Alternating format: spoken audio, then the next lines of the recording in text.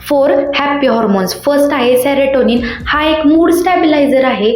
खूप महत्त्वाचा असा हॉर्मोन आहे. तो वाढवण्यासाठी तुम्हाला आवडणाऱ्या गोष्टी करू शकता. आवडणाऱ्या गोष्टी तुम्ही डोळ्यापुढे इमॅजिन करा किंवा फॅमिलीसोबत टाइम स्पेंड करा. मेडिटेशन करा, प्राणायाममध्ये अनुलोम विलोम करा, त्याने तुमचा ताण कमी होईल आणि सेरोटोनिन वाढेल.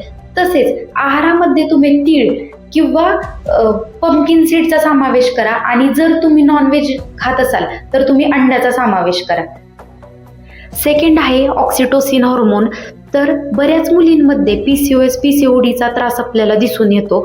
तर या कंडिशनमध्ये कारणीभूत असणारा हा ऑक्सिटोसिन हॉर्मोन आहे की जो आपल्या युटेराईन कॉन्ट्रॅक्शनसाठी खूप महत्त्वाचा आहे.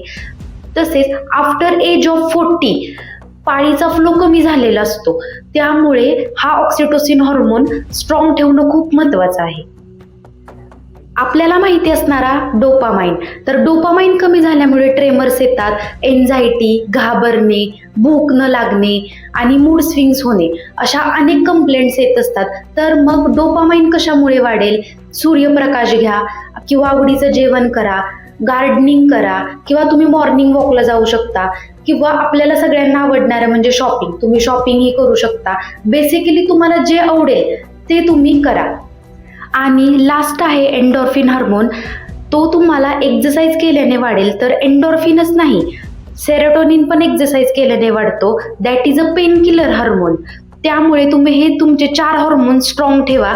So thank you for watching and follow for more.